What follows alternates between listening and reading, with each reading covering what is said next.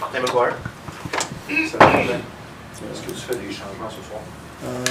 Sam Nonnette. C'est ça le changement? Oui. La dernière fois que vous avez joué à Winnipeg, au mois de décembre, votre performance avait été quand même très honnête. Puis, si je me souviens bien, Connor à l'époque avait fait une grande différence dans ce match-là. Vous abordez comment un match quand vous affrontez peut-être le gardien le plus solide de toute la planète hockey actuellement?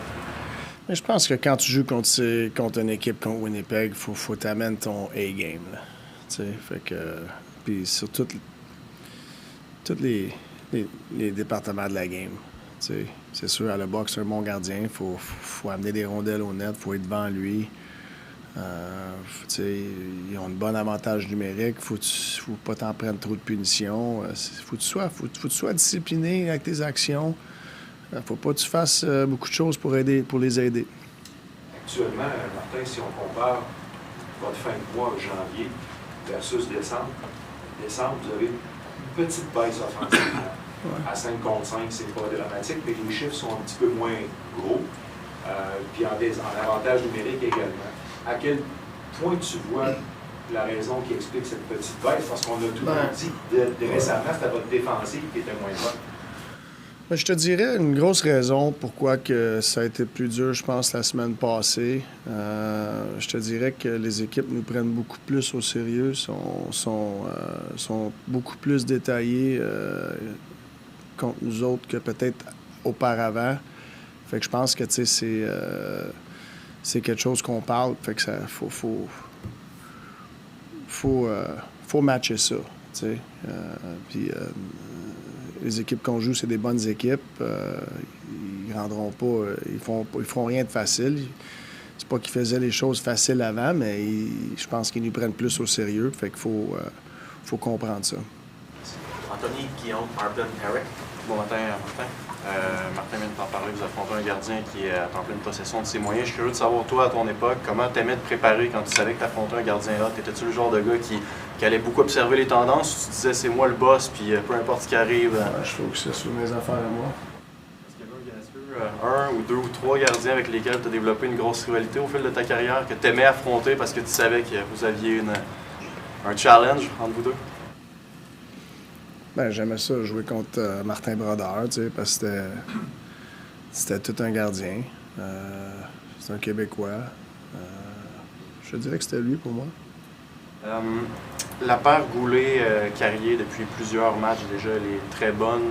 Question toute simple, qu'est-ce qui fait son succès actuellement? C'est une paire qui est excessivement constante quand même. Je pense qu'ils ont une belle complicité. C'est des gars qui sont capables de se défendre bien, qui sont capables de supporter l'attaque. Je pense que juste une game complète. Salut Martin. Au dernier match, on avait un nouveau look dans le bottom six de l'attaque. Ça faisait quand même presque 2 mois que... c'est ça. Tu sais, il y avait un nouveau look dans le bottom six. Les deux derniers trios avaient un look différent. Ça faisait quand même 2 mois que tu avais Anderson, Dvorak, Gallagher ensemble. Qu'est-ce qui étaient les raisons, en fond, derrière ce réaménagement-là? Tu sais, Jake Army puis Émile, il y avait des matchs qui avaient des responsabilités défensives contre les meilleures lignes de l'autre côté. Puis avec la perte d'Émile, mais des fois, je mets Andy là pour que cette ligne-là peut aller jouer contre les fortes lignes de l'autre côté. Fait que c'est un peu pour ça. Arpet? Actually, it was actually the same question, but Jake was also given the mandate to start games for you often, and they often gave you that good start that led to a good first period. Did you find that without Emil there, you didn't have that spark maybe to start games? Like, is that another factor? I don't think it's at the heart of it. I think it was more my answer, in allowing Jake and Army to have, defensive matchup. You just talked to Marty about having to play your A game against a team like the Jets. I know it hasn't been there for the last week. What are the signs for you from yesterday to this morning coming in, being around the guys, your feel for the group, that your A game can be there tonight? I don't know if it's necessarily a sign. I mean, I feel like we've shown we have a good A game, and you know, I feel like we understand how this last week went for us, and you know, and it wasn't all bad. You know, I think we actually have raised our bad. You know, and you need that in this league. You need to have a good B game, and you need to be able to get some points when you have a B game, and that's what we did last week. You know, but I know that you still need to, you know, you can't just live off a B game, and we know that. So I think what encourages me is I think we have this conversation that guys understand. We weren't really, like, we weren't happy about last week, but it wasn't the end of the world either. Like, it's, you know, just focus on the things we need to work on. And we got to practice yesterday to do that, which we hadn't had in the past. You know, a couple of days in between games. The games are spread out this week. I feel like we're setting ourselves up to give ourselves the best chance to have an A game. And even having an A game doesn't guarantee anything, you know, but we're going to strive. Strive to have an A game is more important than just having the A game, you know. So that's what we're trying to do. When you, obviously Nick gets a lot of credit for his leadership, and maybe in the shadow of that is Cole's. We talk a lot about what kind of player he is. How has he evolved as a leader in your eyes? Susie? No, Cole. Oh, Cole. Yeah. Yeah, he's definitely more vocal. You can hear him on the bench. I think his actions on the ice speaks volume of how he wants to be perceived. You know, I think he's a goal scorer, but he's committed to playing the full game, full 200-foot game, and he gets upset at himself when he makes a defensive mistake. And he's not just upset at himself, he's upset for the team that, you know, he put his team in a bad spot because of a misassignment or whatever. So to me, that's a sign of a guy that wants to lead and takes his responsibility seriously. No, I've been very proud of the way Cole has transitioned here in his young career into more than just a goal scorer. Take two more, Stu and Ken. Yeah. Marty, I'm sure you don't pay much attention to social media, but for whatever reason, Mike Matheson seems to be a favorite whipping boy for some fans. Nick Suzuki came to his defense yesterday after the overtime goal. It seems to be in this city, you know, PK Subban went through that, Patrice Brisebois, I remember Bob Gaining coming to his defense. It seems to be a thing with offensive defensemen. What do you say to fans who criticize Mike Matheson? I mean, the guy competes. You know, he does so many good things on the ice. It's easy to point out the obvious at times, but you know, the market's the market. You know, they'll grab somebody and ride that. You know, but for us, we know what he means to our team. Like he plays big minutes. He covers a lot of ice. Big assignment. And Matty's a guy that cares so much, and he's a true pro. No, he's a great example. So I would say to the fan that we're lucky to have him. I know last season he told me, you know, he says, I could just put the puck off the glass every time and get it out. He says, but we'd never win. Since he's been paired with Lane, have you asked him to maybe change his style a bit and maybe be a little bit more responsible defensively with Lane? Yeah, I think for both guys, I want them to be calculated in what they're doing on the ice, not just do what they want to do. You know, they're going to get to do what they like to do at a certain point in time of a game, but I don't know when that is. So to me, it's for any players like that is you know, I don't know when the home run balls are going to be. They can hit home runs, you know, but you can't just swing at everything. It's just pick your spots, and I feel like they for the most part they've done a good job. Marty, knowing that a penalty could be the difference in a win or a loss against the Winnipeg Jets, it feels like, and I could be wrong here, but other teams sometimes take some of their aggression out of their game because they're more focused on not taking penalties versus just playing. How do you have that conversation with the group to make sure they get to the line but not cross? I mean, I think we're well aware that, you know, we got to, you know, we got to try to play that team 5-on-5 as much as possible. It's a fine line in competing and taking penalties. You know, so we have to be in control of your body on the ice. You know, but you can't just tiptoe around the Winnipeg Jets either. Like you gotta, you know, I mean, Winnipeg is a very good team, and you know, we can't just play with white gloves because we're scared to take penalties. So it's a fine line. You got to be in control. But no, we expect us to compete and toe that line. OK, merci beaucoup. Thanks, everyone. So we'll open the room shortly.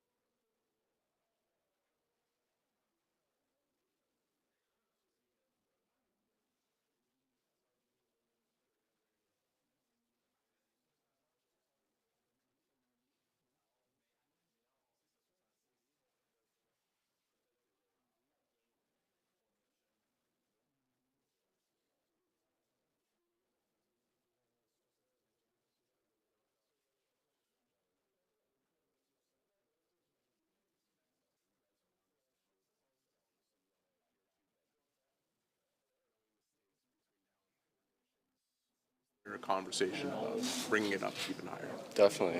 I think we've done a good job of getting back into the conversation with the way we've been playing, but I think now teams are ready for us. We're not surprising teams by any means, and as we go deeper into the season, the hockey's only going to be more difficult, so we have to be able to up our level if we want to be where we hope to be at the end of the year. What are the points of emphasis within that? How do you do it? I think the last few games we've just been a little loose, coming back into our zone.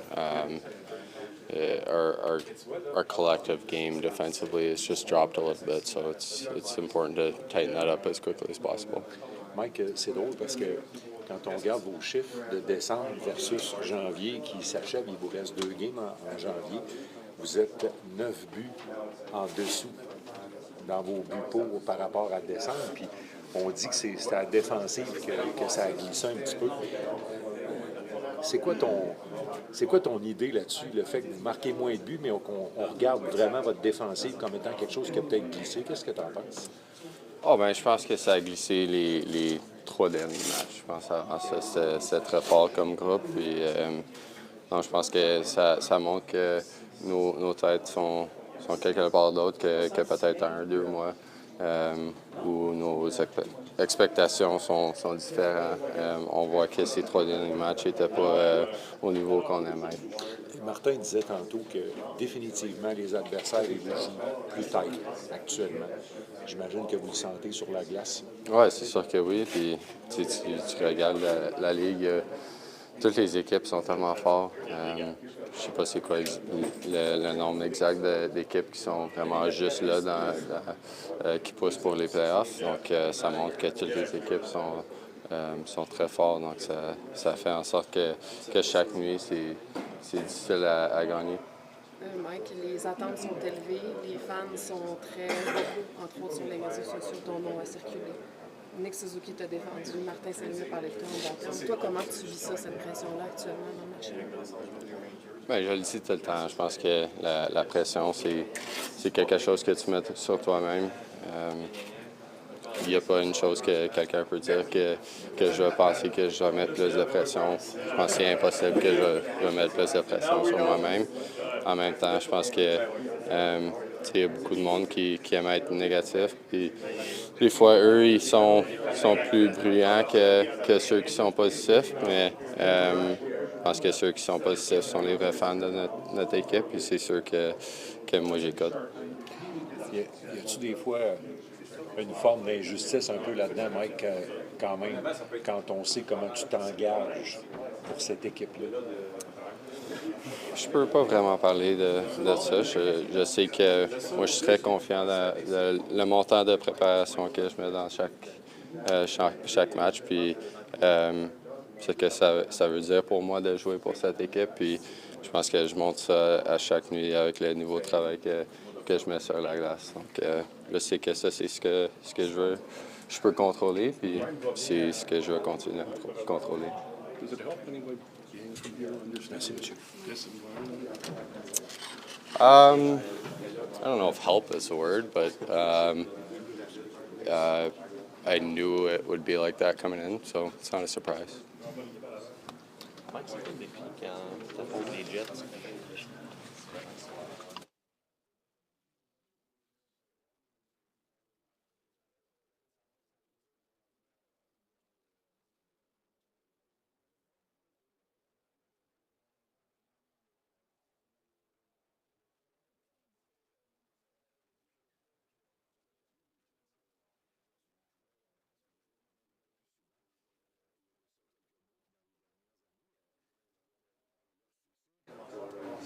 On peut penser que c'est beaucoup le gardien de but, mais toi, tu dirais quoi sur, à part Arlebuck, le succès de cette équipe-là, tu l'expliquerais comment?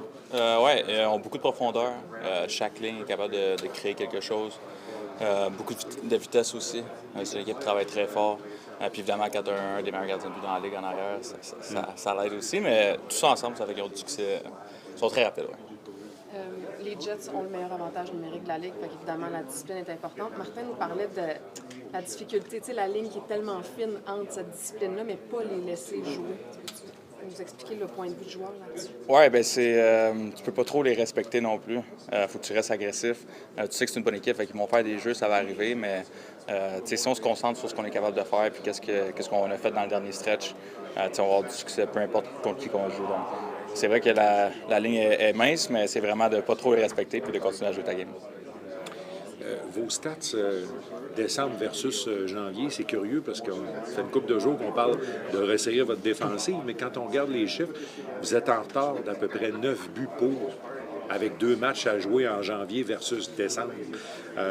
Pourquoi on regarde la défensive alors que les stats démontrent que c'est vos buts pour qui ont baissé un peu? Ouais, mais je pense. Y a-t-il une explication en arrière de ça? Ben, je pense que ça se voit plus directement quand tu accordes des chances de marquer que quand c'est peut-être une game qui est plus défensive, que tu comptes moins de buts. Donc, je pense que c'est plus à cause de ça. Je pense que quand tu resserres ta défensive, tu passes moins de temps dans ta zone. C'est là que l'offensive vient aussi. Fait que, ça va ensemble. Les coachs aiment ça entendre ce que tu viens de dire. Ouais, c'est des clichés. Non, mais d'un message. J'aurais pas dit cliché, mais Merci.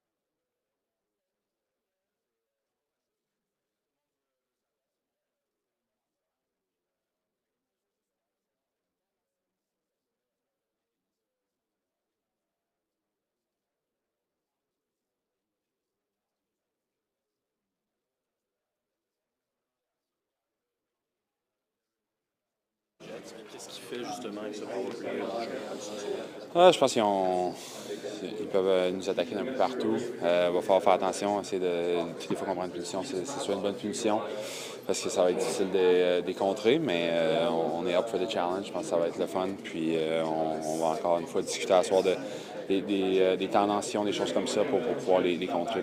Évidemment, la clé d'une saison concluante, c'est l'équilibre entre générer beaucoup d'attaques puis empêcher l'adversaire d'en générer. Récemment, peut-être que vous marquez un petit peu moins que pendant votre gros stretch, mais vous générez quand même des chances, mais vous en accordez beaucoup aussi. Qu'est-ce que vous pouvez faire pour retrouver l'équilibre, justement, entre on veut créer de l'attaque, on veut aussi être hermétique? Mais je pense que c'est un peu les discussions qu'on a eues ces derniers jours, de justement essayer de refocuser un peu sur la défensive. Je pense qu'on a eu un bon stretch, mais là, il y a aussi les équipes arrivent prêtes à nous affronter. Je pense que son focus en début de match, des choses comme ça, puis je pense qu'on a perdu le momentum un petit peu de certains matchs. Il faut juste essayer de tighten up un peu, faire notre job défensivement pour justement pouvoir partir en offensive. Avec là, sur ces deux jambes, même s'il y a eu un gros shift dans le match de samedi, peux-tu t'écrire quel genre d'effet que ça donne au banc quand les gars vous êtes assis et vous voyez? Je pense que ça va le commitment un peu de l'équipe en ce moment. Je pense que tous les gars sont prêts à tout faire un peu pour gagner. C'est le fun de voir un peu que tout le monde a embarqué dans ce mode-là un peu, que ce soit de bloquer des lancers, de faire des gros jeux, de prendre des hits, des choses comme ça. Puis je pense que c'est contagieux, puis je pense qu'on le voit. Puis je pense pour ça aussi, c'est une grosse partie de notre succès en ce moment. Je pense que tout le monde pousse dans la même direction, tout le monde essaie de tout faire en l'heure possible pour pouvoir gagner les matchs. Quand il est arrivé, jouer un petit peu avec lui au début,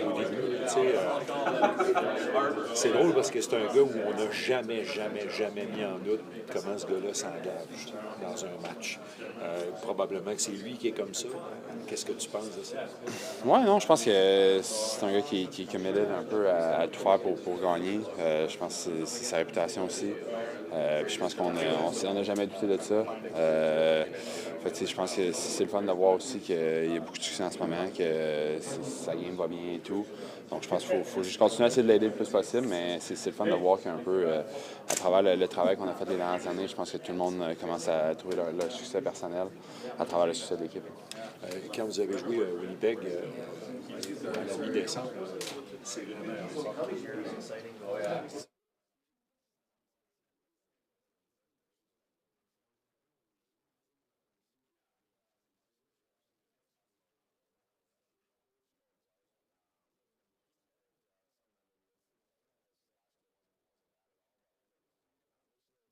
Trend. It's just a lot of penalties we've been taking and giving those top guys a lot of touches early on in games, which you don't want. And I think that's something that we can definitely improve on. So.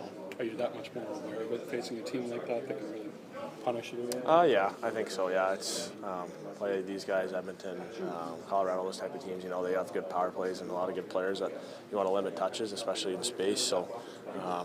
You know that.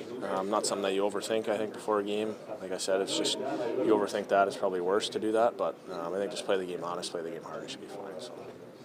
A lot of people put a lot of honor and valor in blocking shots.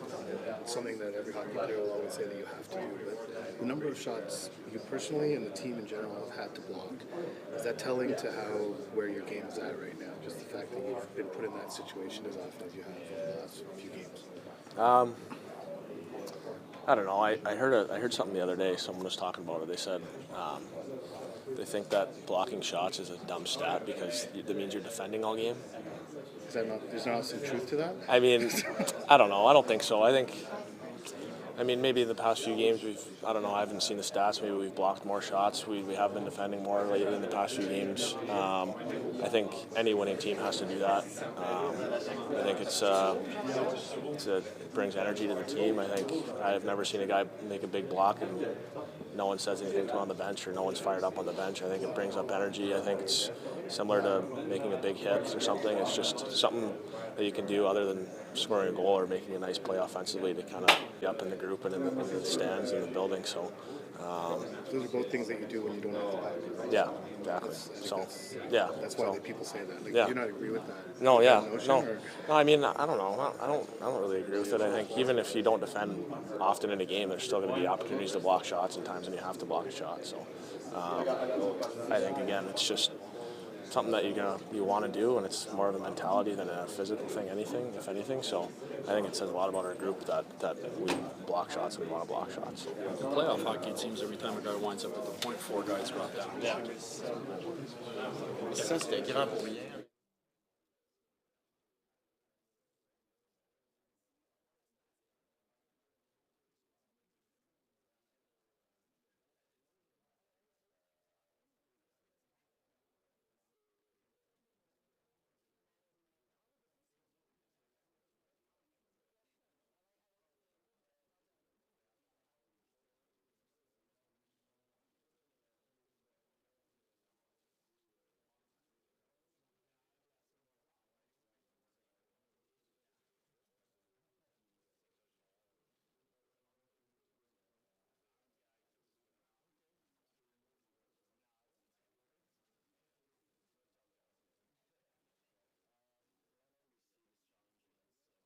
And how do you prepare yourself personally facing a goalie like this?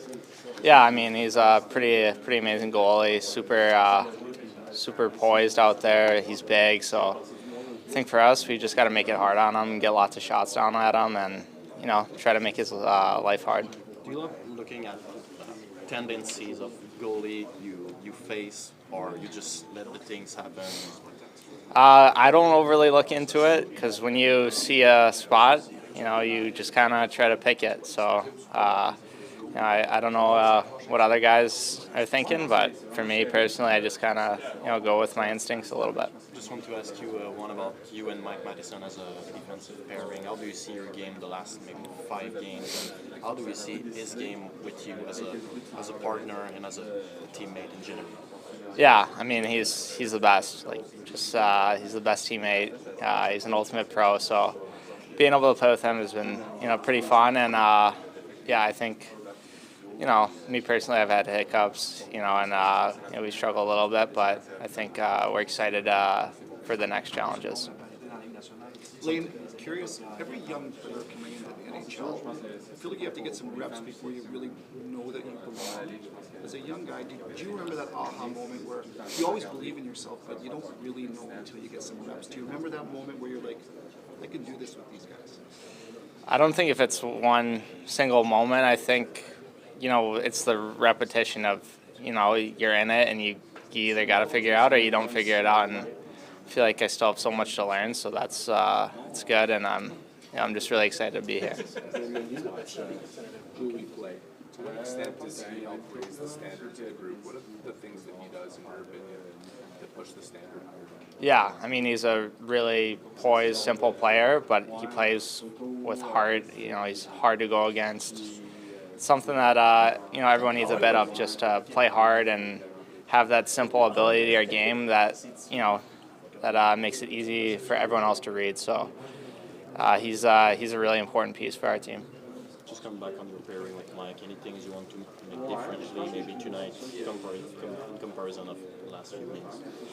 I think just get back to our games and see where it takes us. I know there's lots that we can everyone here could clean up and make it easier for everyone, but for us, I think we just got to keep it simple and wait for our chances and just have fun too. Lane, what do you remember about your first NHL goal?